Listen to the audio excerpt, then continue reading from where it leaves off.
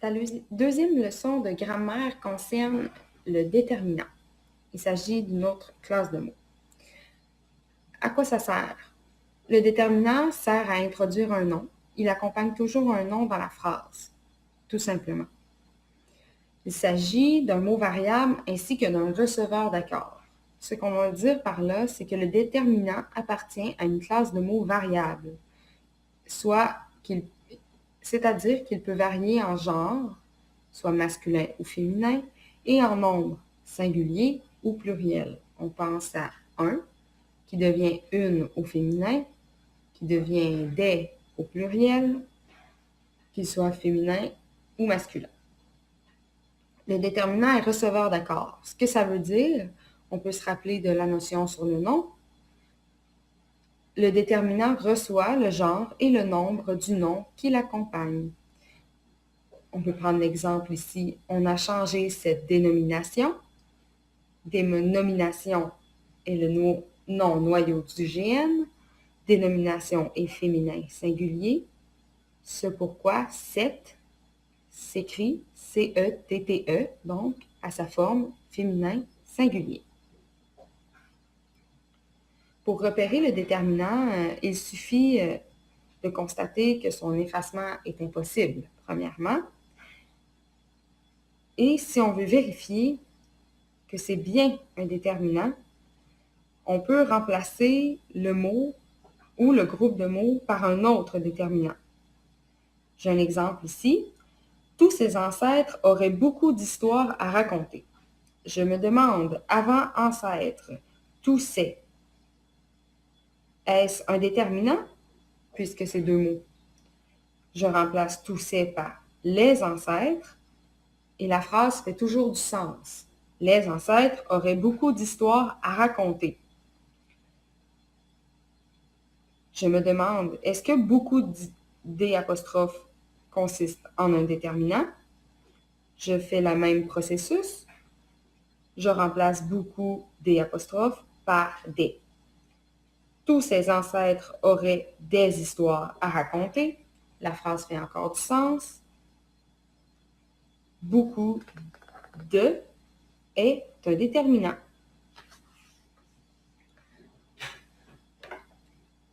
Le déterminant peut avoir une forme simple ou une forme complexe. C'est deux mots compliqués pour dire que le déterminant peut être formé d'un seul mot, donc une forme simple, ou de plusieurs mots, forme complexe. On pense à un déterminant simple, on peut penser à le, la, ce, cette, notre. Le déterminant complexe va plutôt ressembler à beaucoup de, toutes les deux, bien des, tout simplement. Le gros morceau en ce qui concerne les déterminants vient des catégories de déterminants. Les catégories de déterminants sont importantes puisqu'ils permettent d'utiliser les bons déterminants dans les bons contextes. On peut donc commencer par le déterminant défini. Le déterminant défini introduit un nom qui désigne une réalité connue ou évidente dans le contexte. Il détermine ce nom de façon individuelle ou comme une catégorie. Donc, on peut penser aux déterminants le ou la. C'est les premiers déterminants auxquels on pense pour des déterminants définis. Au masculin, donc le fleuve, l'estuaire, l'hiver. On ne parle pas de saison au hasard, on ne parle pas d'un certain hiver, on ne parle pas d'un fleuve, on parle du fleuve, donc le fleuve ou l'hiver. Au féminin, la ville, l'heure. La ville, on parle d'une ville en particulier et non de n'importe quelle ville. On pourrait continuer sur les exemples, mais je pense que c'est assez comme ça. Les déterminants contractés chez les déterminants définis sont du, des, au et au avec un X. Ils sont formés d'une préposition et d'un déterminant défini. Ils introduisent des groupes prépositionnels. Nous verrons la préposition dans la 4e leçon de grammaire. Donc, si vous êtes perdu à ce moment-ci, on va se retrouver plus tard. Déterminant contracté défini au singulier et au masculin. On vient contracter le de et le le, ce qui donne du. Par exemple, le rétrécissement du fleuve. On ne dira pas le rétrécissement de le fleuve. C'est ainsi qu'on forme le mot du.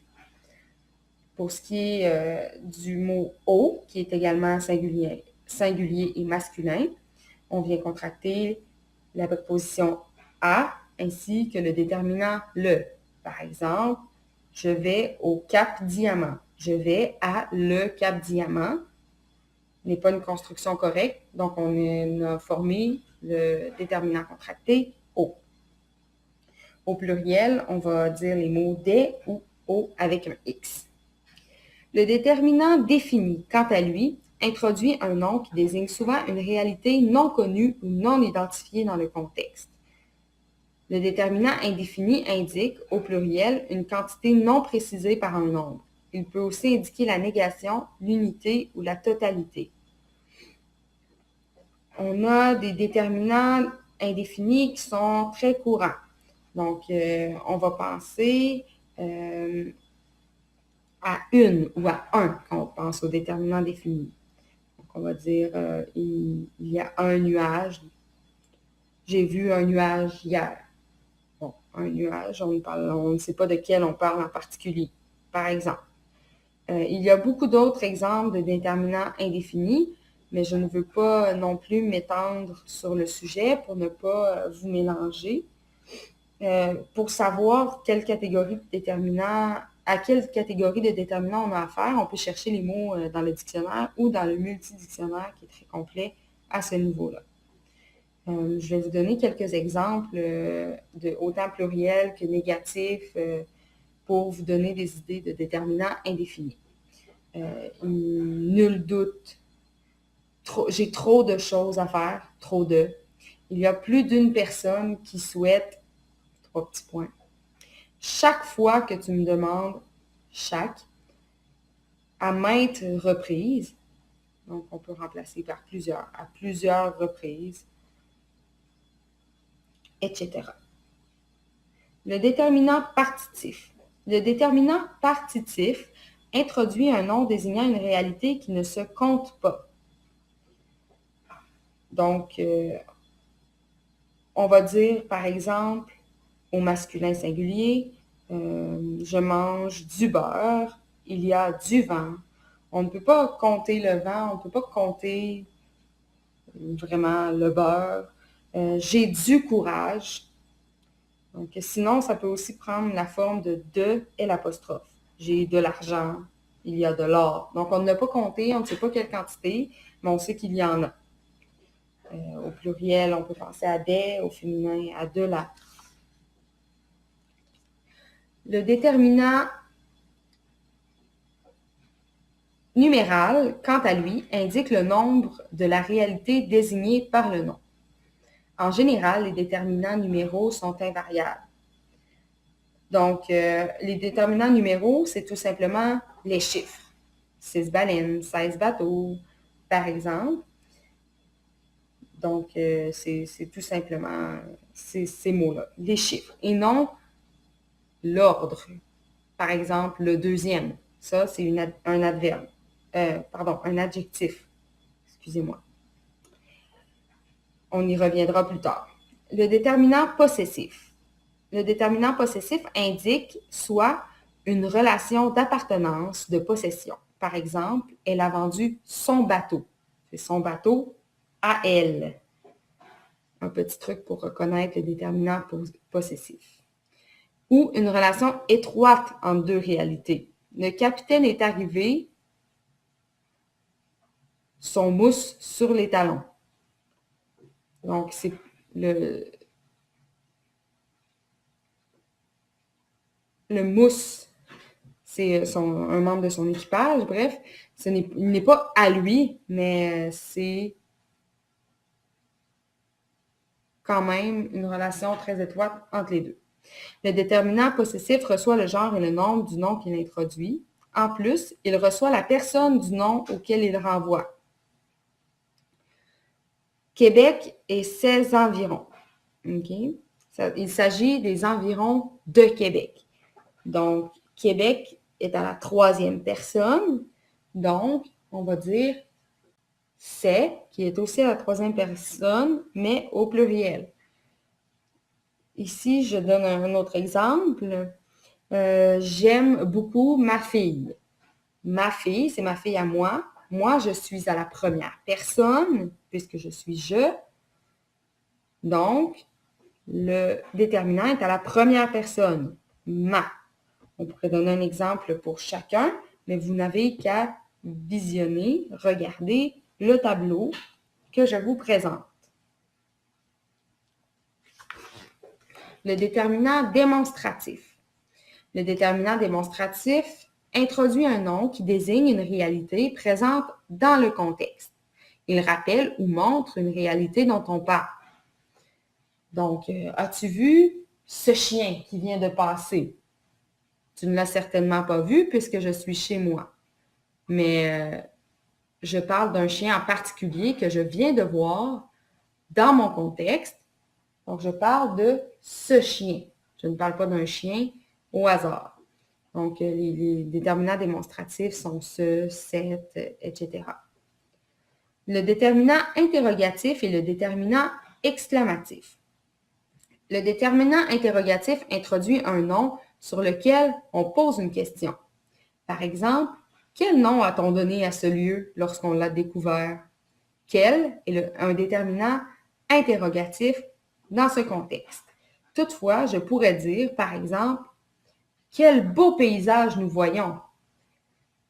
Quel devient ici un déterminant exclamatif. On constate ainsi qu'un déterminant n'a pas une catégorie propre. Ça peut être le contexte qui détermine sa catégorie. Il y a des formes qui ne changent pas dans les déterminants interrogatifs, qui sont invariables. Soit combien de langues parlez-vous? On ne va jamais changer ce mot, on ne va jamais le faire varier ni en genre ni en nombre. Il y a d'autres exemples que vous pourrez constater dans le tableau récapitulatif des catégories avec les exemples de déterminants. À la suite du visionnement de cette vidéo, je vais te demander de faire des tâches VIREC. Les tâches VIREC consistent à des tâches après avoir regardé une capsule de grammaire en classe inversée. Je vais te demander d'écrire un exemple de groupe du nom pour chacune des catégories dont je vous ai parlé dans cette vidéo. Et vous devez m'indiquer le genre, le nombre du déterminant, ainsi que la personne dans le cas du déterminant possessif. Bon travail!